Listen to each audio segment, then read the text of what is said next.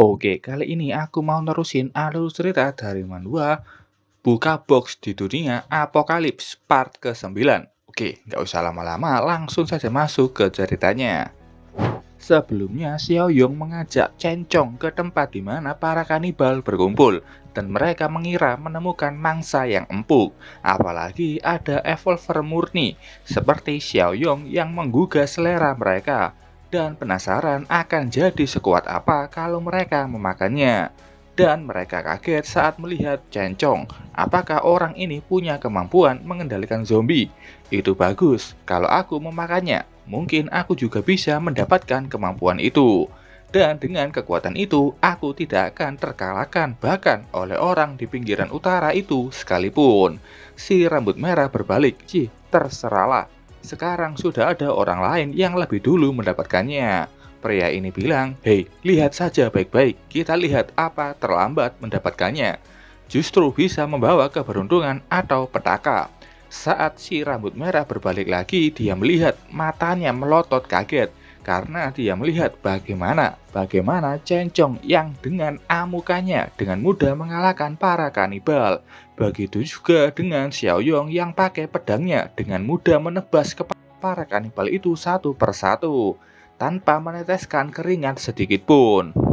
Para kanibal yang tahu bagaimana dua orang itu mengalahkan rekan-rekannya mulai kabur. Tidak mungkin, mana bisa ada monster sekuat itu. Mereka lari lebih cepat daripada mereka menyerang. Xiao Yong melihat ada kanibal yang memanjat satu gedung. Dia sudah hampir sampai di atas gedung itu di mana ada dua orang ini bersembunyi. Si rambut merah kesal. Sialan, jangan lari ke arah sini. Kau akan membuatku terbunuh. Nyala. Xiao Yong mengambil sebuah balok besi yang ada di tanah. Dengan kekuatannya dia bisa mengangkat itu dan melemparkan balok besi itu menuju ke kanibal yang sebelumnya memanjat bangunan. Dia menoleh melihat itu dan balok besi itu dengan cepat menusuk punggungnya. Balok besi itu juga menembus tembok dan dua orang ini kotor karena cairan merah kanibal sebelumnya yang kena tusukan. Beberapa lama setelahnya, tampak Xiao Yong bilang orang-orang ini cukup kuat juga. Mereka pasti punya varian core. Chen Chong sedang asik makan. Orang ini mengintip keluar, melihat apa yang terjadi di bawah sana. Si rambut merah bertanya, apakah mereka sudah pergi?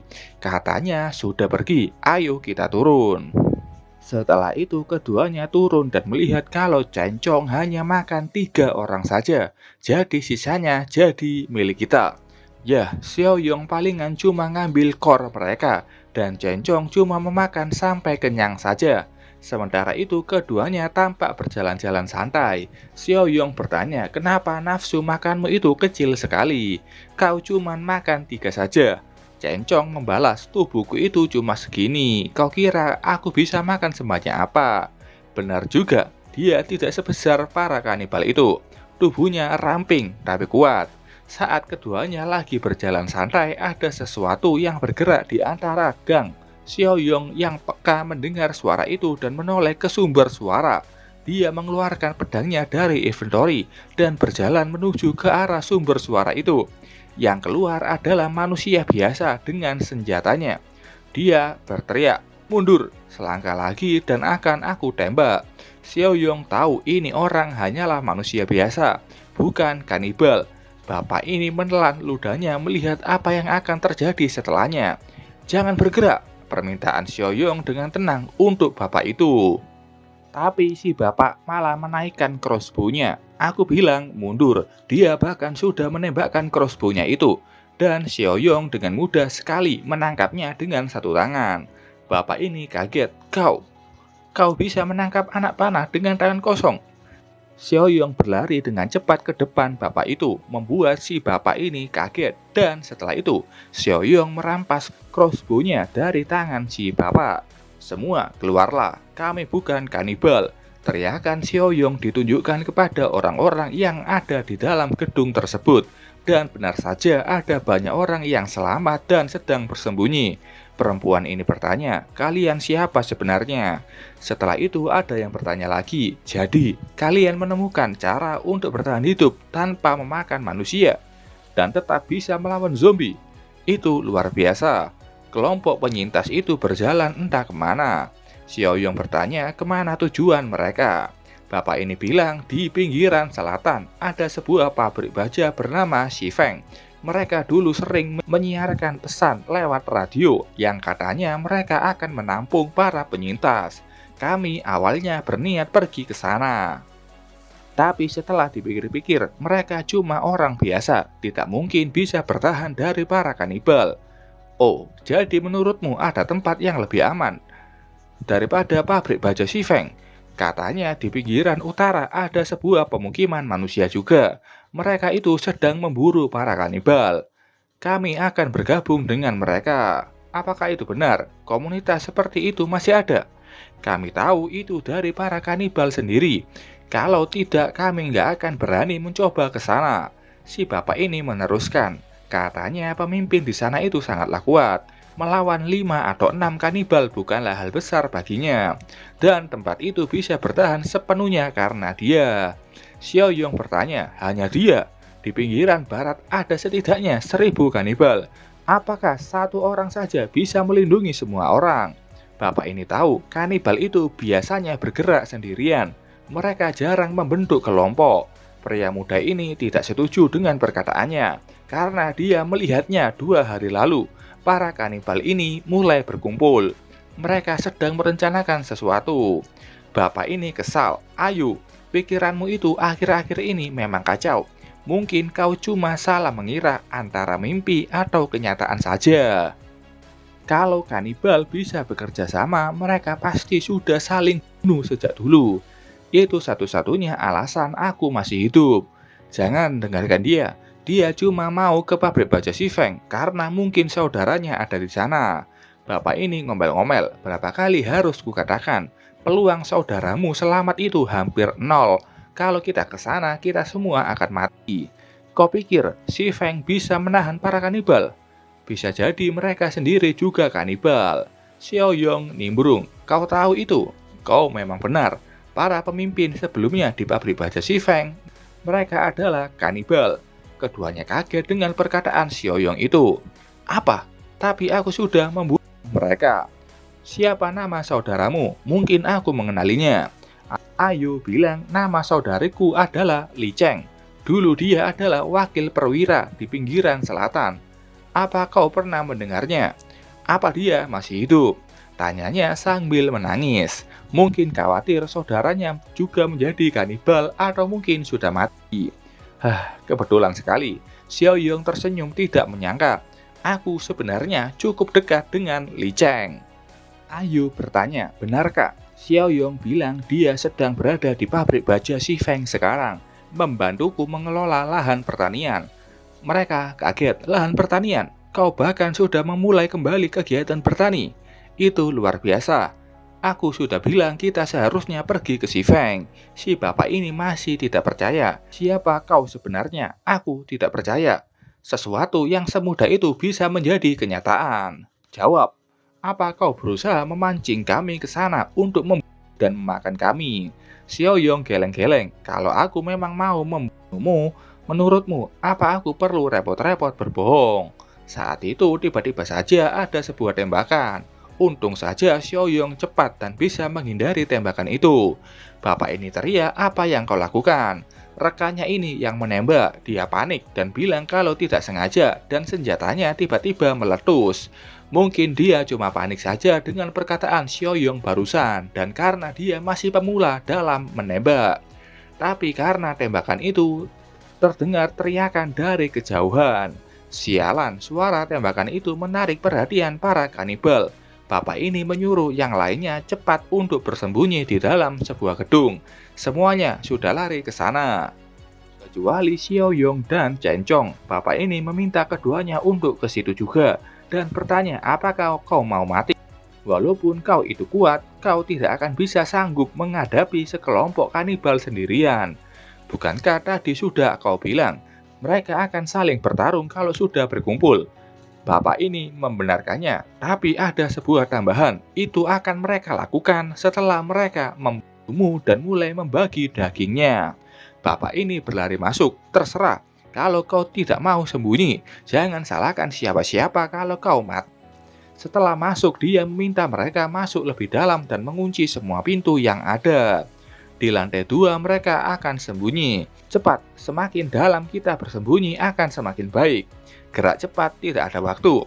Setelah itu mereka pun sudah menemukan tempat bersembunyi dan menunggu dalam kecemasan. Bapak ini berharap-harap cemas.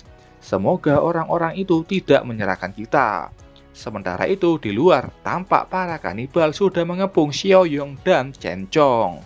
Mereka kesal kenapa cuma satu saja. Wanita ini bertanya, apa kau ambil semua buat dirimu sendiri? Omong kosong, aku juga baru sampai di sini. Tapi mereka langsung senang. Kau sadar tidak, yang ini bukan mangsa biasa. Memakannya akan setara dengan 10 penyintas biasa. Mereka sudah tidak sabar memakannya. Di dalam gedung, Ayu bertanya bagaimana keadaan di luar sana. Bapak ini mengintip keluar. Sudah hampir 10 kanibal yang berkumpul dan masih ada para kanibal lainnya yang berdatangan. Bapak ini yakin dia pasti tamat. Bahkan tulang pun tidak akan tersisa. Kembali ke bawah sana, ada satu orang yang dengan berani maju dan melompat. Aku sudah tidak sabar. Gigitan pertama punyaku. Xiaoyong dengan cepat memutar tangannya dan menebas kepala orang itu sampai terpisah dari tubuhnya. Dan tidak lama setelahnya, kanibal itu sudah jatuh tak bernafas lagi. Yang lain langsung melotot kaget dan tidak percaya dia sangatlah cepat. Xiaoyong bilang ke mereka, tidak ada waktu, kalian majulah bersama-sama. Mereka pun maju bersama dan kesal. Berani-beraninya kau meremehkan kami. Semua orang dia duluan. Xiaoyong mengklaim mereka itu milik Chen Chong. Pakai sedikit staminamu supaya nanti bisa makan lebih banyak. Chen Chong menangguk mengerti. Setelah itu Xiaoyong berjongkok. Ada satu kanibal yang melompat ke arahnya, tapi dia tidak berhasil menangkap Xiaoyong karena Xiaoyong melompat begitu tinggi. Bapak ini melihat itu dan kaget, apa-apaan itu? Dia bisa melompat setinggi itu. Xiaoyong berdiri di atas gedung. Semua orang kaget, apakah orang ini semacam monster? Para kanibal pun kaget dan langsung tahu kalau tubuh Xiaoyong itu jauh melampaui milik mereka. Mengetahui lawannya itu lebih kuat, mereka pun lari ketakutan. Dia monster, kita tidak akan bisa melawannya. Tapi saat itu ada satu tembakan yang mengenai satu kanibal dan itu headshot. Xiaoyong mengeluarkan snipernya. Aku tidak akan membiarkan satupun dari kalian keluar hidup-hidup, kecuali kalian berhasil mengalahkannya. Tunjuk Xiaoyong ke Chen Chong yang juga kaget kenapa malah dia yang ditunjuk. Chen Chong bilang ke Xiaoyong kalau mereka itu kuat, benar-benar kuat. Semua kanibal itu menuruti Xiaoyong dan mulai maju menyerang Chen Chong yang masih kaget. Tapi dia mulai fokus dan menghadapi para kanibal itu. Chen Chong dengan kuat menyerang salah satu kanibal yang sudah di depannya. Chen Chong berusaha begitu keras pakai segala teknik yang dia tahu untuk menghadapi para kanibal. Dua orang ini tahu kalau ini mustahil. Bahkan makhluk itu saja tidak akan bisa dikalahkan oleh mereka semua. Keduanya pun ingin kabur, tapi seperti perkataan Xiaoyong, yang kabur akan dia tembak. Keduanya kena headshot dan hilang dari kehidupan. Di tempat para penyintas bersembunyi, kedua orang itu, mereka baru saja membersihkan kelompok kanibal itu. Gak kesusahan sama sekali. Xiaoyong yang selesai dengan pekerjaannya menyuruh mereka untuk keluar sekarang. Semuanya sudah beres. Mereka pun keluar dan kaget dengan apa yang terjadi di luar sana. Banyak tubuh para kanibal yang sudah tergeletak. Bapak ini bilang kalau sudah memutuskan, kami ingin bergabung dengan pabrik baja Xifeng.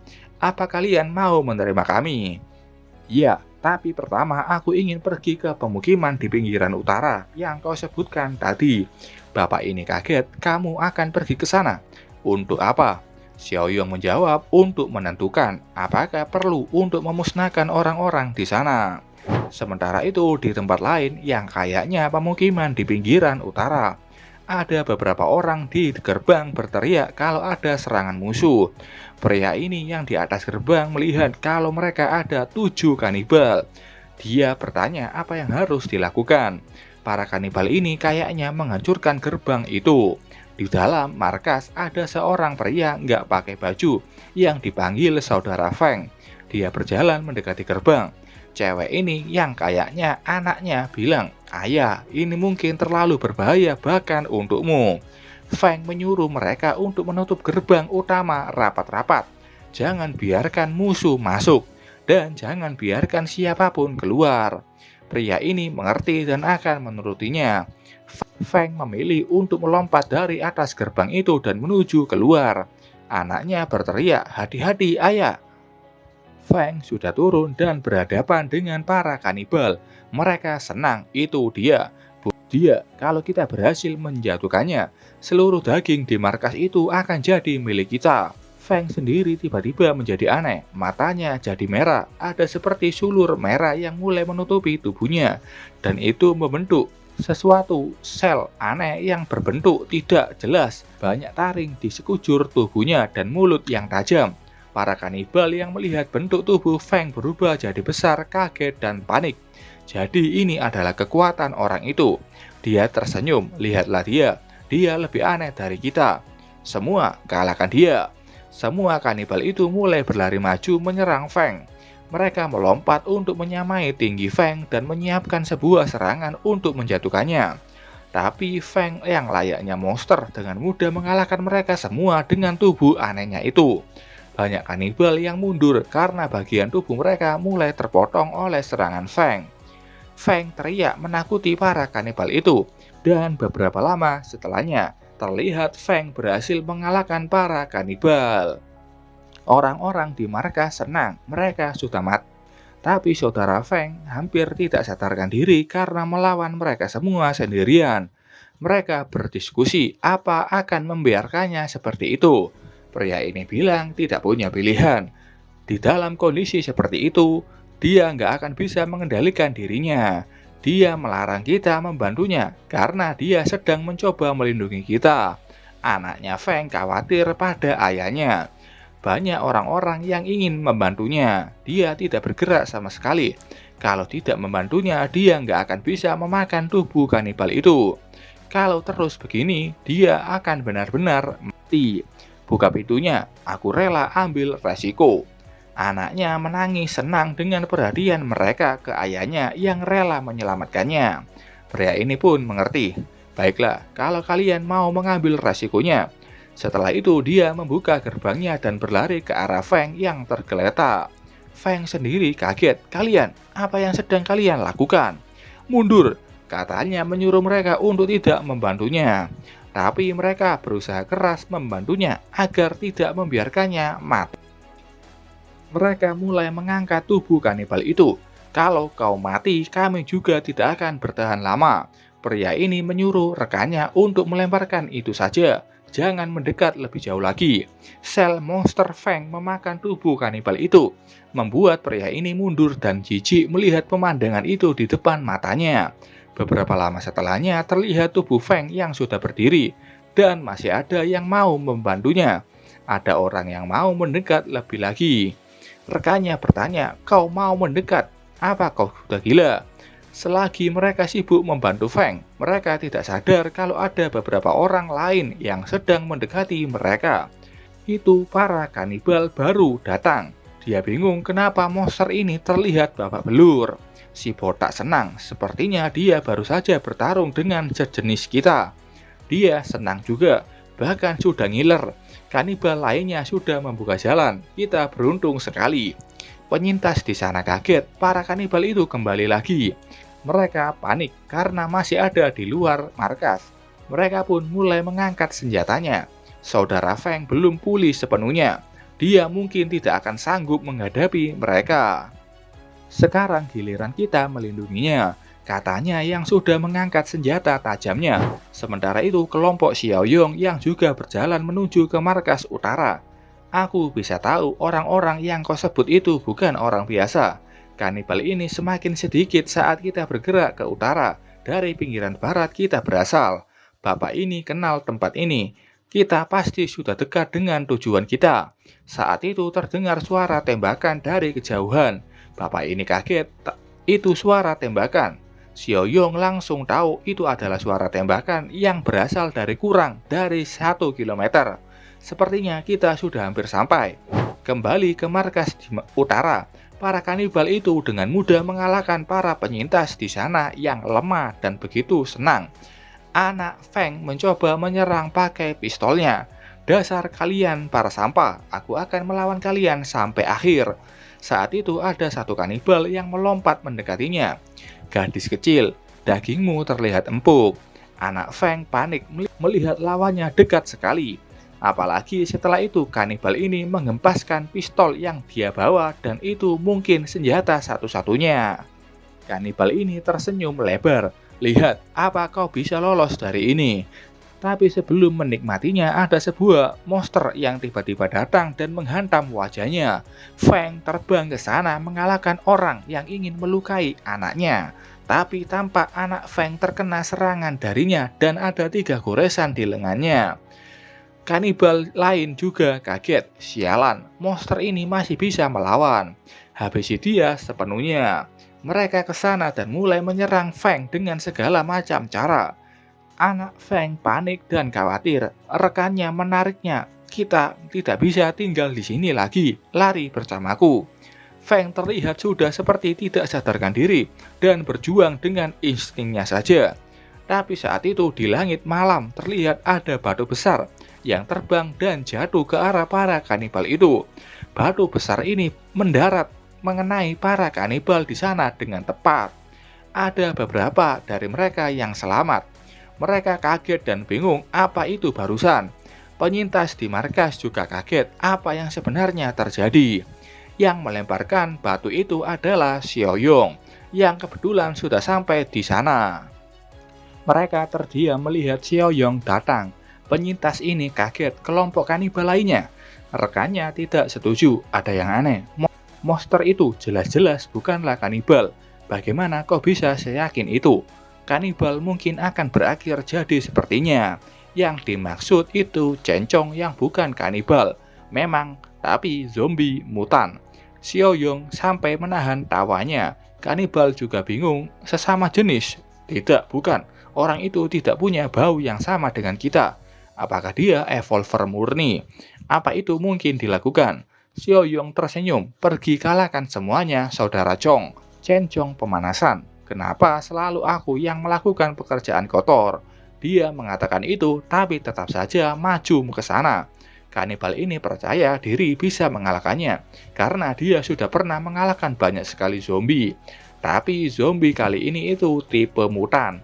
Cencong dengan mudah menginjak punuk orang tersebut. Penyintas di sana kaget, apa-apaan monster itu. Dia benar-benar kuat. Bahkan itu lebih kuat daripada saudara Feng. Kelompok penyintas dari barat bilang jangan khawatir. Mereka adalah petarung kuat yang datang dari pinggiran selatan. Pinggiran selatan? Kami kira saudara Feng adalah orang terkuat yang ada di dunia kiamat ini. Kanibal di sana mulai kesal, apa-apaan zombie ini. Bagaimana dia bisa punya kekuatan yang gak masuk akal kuatnya? Rekannya menenangkannya. Gak apa-apa, jangan takut begitu. Jika kita bertarung bersama, kita bisa mengalahkannya. Rekannya setuju. Tapi setelah kata-kata semangat itu, tidak ada satupun dari mereka yang bergerak. Orang ini kesal. Bergeraklah. Kau duluan, aku akan mengikutimu dari belakang. Saat itu ada 2 kanibal yang melaju ke target yang lebih parah.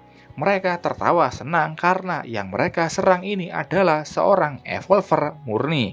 Xiaoyong melihat 2 orang itu dengan tatapan tenang. Dia mengangkat tangannya kirinya, bukan untuk menghentikan mereka, tapi untuk melubangi tubuh kanibal ini. Dan tanpa ampun dia menyobek tubuhnya, layaknya sebuah kertas. Rekannya kaget bukan main melihat orang yang ingin dia serang malah lebih monster darinya. Mereka pun segera lari dari sana. Orang ini bahkan lebih kuat lagi. Ini tidak bagus, kita bukan tandingannya. Lari! Xiaoyong tidak akan membiarkan mereka kabur. Dia memakai kekuatan tanamannya. Sulur-sulur itu keluar dan meluncur menusuk tubuh para kanibal yang mau kabur dari sana. Dan tak lama setelahnya para kanibal itu pun sudah berhasil dikalahkan. Penyintas di utara kaget, dia iblis. Bapak ini bilang jangan takut begitu. Mereka adalah rekan. Saat itu Feng yang sudah tidak sadarkan diri dan dikendalikan monsternya bergerak dan menusukkan sel itu ke tubuh Xiaoyong. Xiaoyong kaget dengan serangan mendadak itu, walau serangan itu hanya terkena lengannya saja. Sekarang apalagi? Apa-apaan benda itu? Xiaoyong mengendalikan sulurnya ke sana dan menangkap monster itu dengan sulur tanamannya. Xiaoyong bisa merasakan menyentuh monster itu menjijikkan. Aku penasaran apa kau bisa selamat jika aku membantingmu. Saat itu anak Feng teriak ke ayahnya. Tidak. Xiaoyong berhenti melakukan kegiatannya. Melihat cewek itu yang sedang berlutut memohon. Tolong, aku mohon padamu untuk melepaskan dia. Membiarkannya pergi. Siapa? Kumpulan daging itu. Benar, itu ayahku. Dia hanya menyerangmu karena ayahku sedang dalam keadaan yang tidak stabil sekarang. Tolong jangan membunuhnya. Xiaoyong melepaskan sulurnya. Dia sudah berubah menjadi seperti itu. Dan kau berpikir dia masih bisa kembali ke bentuk manusianya. Setelah diberitahu, Xiaoyong melemparkan dua tubuh kanibal ke arah Feng. Dan keduanya jijik melihat bagaimana monster Feng itu memakan para kanibal. Bahkan Cencong yang zombie pun jijik. Xiaoyong bingung, kau berkata seperti itu. Padahal cara makanmu tidak lebih baik darinya. Pria ini mendekat. Kakak besar, tolong masuk ke markas kami. Untuk saudara Feng, tinggalkan dia di luar saja. Dia akan baik-baik saja. Setelah itu di markas, terlihat para penyintas di markas itu berlutut. Penyelamat, jika bukan karena Anda, saudara Feng dan kami semua tidak akan selamat hari ini.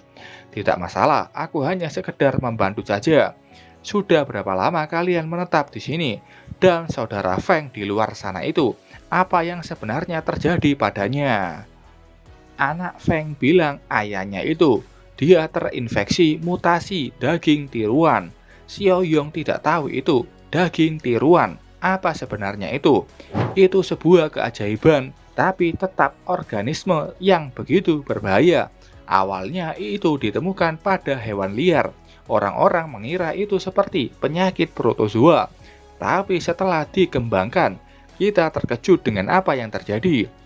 BTW, anak Feng ini ternyata salah satu penelitinya. Dia dan rekannya tampak senang dan kaget karena organisme itu bisa berubah menjadi seperti jaringan, bentuk kehidupan yang bisa meniru sel apapun yang dikonsumsi. Tidak hanya bentuknya, tapi dengan peningkatan fungsi dan karakteristiknya. Walaupun ini tidak etis, mentornya memutuskan untuk melewati regulasi yang ada dan secara rahasia mencoba itu ke tubuh manusia. Hasilnya orang yang terkena kanker dalam seminggu sel kanker di tubuhnya hampir diberantas. Peneliti lain menyebut ini adalah God Cell. Xiaoyong tampak berpikir setelah menerima informasi itu. Anak Feng melanjutkan, saat itu bencana sudah terjadi.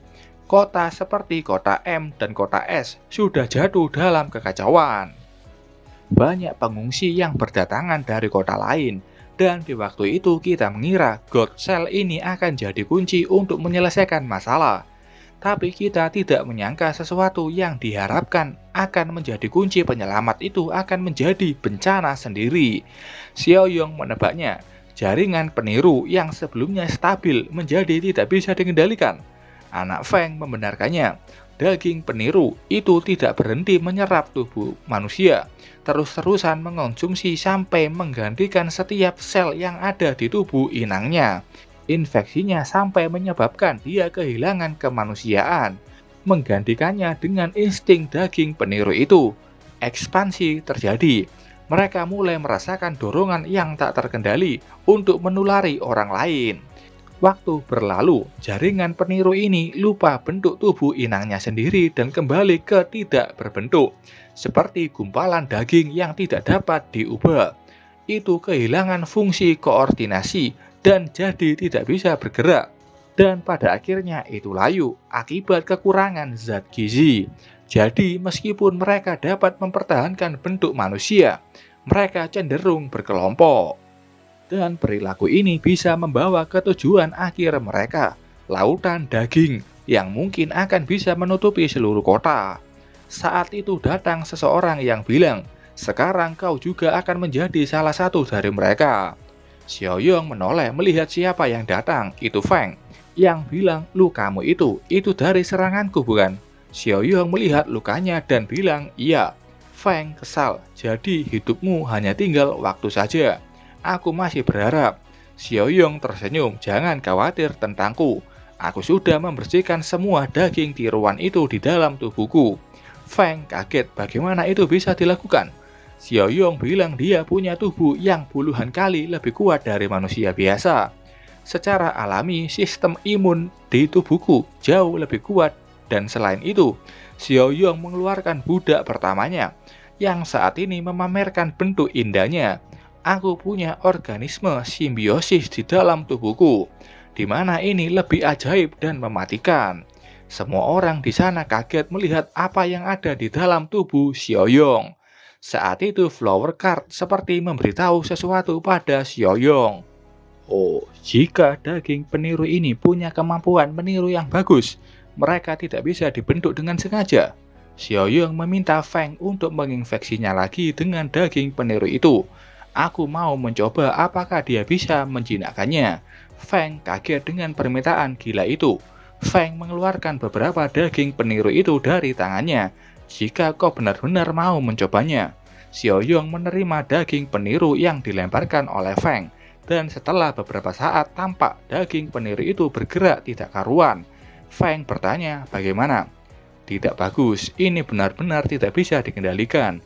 Setelah bergabung, itu langsung memulai invasi. Aku tidak punya pilihan untuk langsung menghancurkannya. Xiaoyong bertanya ke Feng, jadi bagaimana kau bisa mengontrolnya? Feng bilang tidak mengontrolnya. Setiap sel dan daging di dalam tubuhnya itu dibuat dari daging peniru. Jadi sebenarnya aku ini sudah bukan lagi manusia. Oh, dan walaupun begitu, kau masih bisa menyimpan kemanusiaanmu. Feng mulai menjelaskan. Kemanusiaannya sudah lama hilang. Yang membuatku tetap bertahan sampai sekarang adalah rasa tanggung jawab yang rasional. Struktur topologi neuron otakku belum sepenuhnya terdegradasi. Jadi aku masih bisa berpikir seperti Zhou Zhaofeng dan menggunakan untuk melawan naluri daging peniru. Tapi aku bisa merasakan bahwa rasionalitas yang tersisa sedang memudar. Segera, aku mungkin tidak akan bisa mempertahankan bentuk manusiaku ini. Zhao Feng memohon padanya untuk melindungi Xiaoping dan penyintas lainnya. Selama kau masih punya alasan lainnya, aku akan melakukan apapun yang kau minta. Xiaoping menangis melihat nasib ayahnya itu. Saat itu sistem muncul, misi baru terbuka.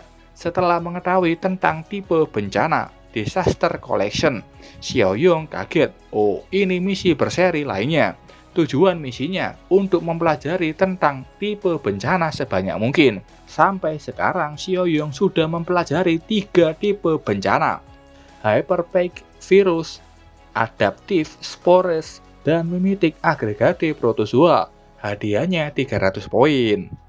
Xiaoyong berpikir, Hyperpath virus ini mungkin yang menyebabkan bencana zombie di kota M. Adaptive Spores pasti berasal dari kota S, sebuah infeksi yang berbasis tanaman. Dan sekarang Mimetic Aggregate Protozoa yang harusnya sekarang di sebuah daging peniru. Xiaoyong bertanya ke Zhao Feng, jadi takdir akhirmu juga ingin bergabung dengan lautan daging? Itu benar, aku bisa merasakannya, dan hari itu tidak akan lama lagi.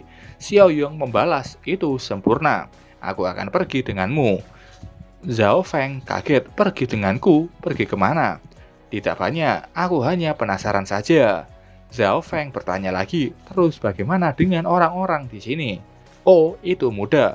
Xiaoyong mengambil alat komunikasinya. Dia menghubungi Zhang Qi dan bertanya siapa yang punya waktu luang akhir-akhir ini.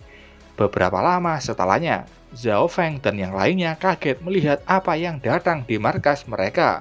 Apa-apaan monster itu? Yang datang adalah Zhang Shengze, dan juga dia membawa anaknya Suai-Suai. Dia senang dan memanggil paman Xiaoyong. Xiaoyong bingung. Zhang Shengze, kenapa kau membawa anakmu keluar juga? Apa ibunya baik-baik saja dengan itu? Suai-Suai membanggakan kekuatannya. Jangan khawatir paman Xiaoyong, aku bukanlah anak kecil seperti sebelumnya. Lihat aku akan perlihatkan sedikit kekuatanku. Xiaoyong bingung dengan perkataannya itu. Saat itu Suai-Suai berteriak, baiklah, kalian yang dari tadi mengikuti kita. Jika kamu tidak keluar sekarang, kita akan mendatangimu. Di tengah kota di pinggiran utara yang sebelumnya sepi, ternyata banyak sekali para kanibal yang bersembunyi dan kaget. Kita sudah ketahuan. Ini mungkin salah satu kekuatan Suai-Suai yang punya deteksi bagus. Oke, sampai sini dulu ceritanya. Terima kasih buat kalian yang sudah nonton video ini sampai selesai. Sampai ketemu di video selanjutnya. Bye-bye.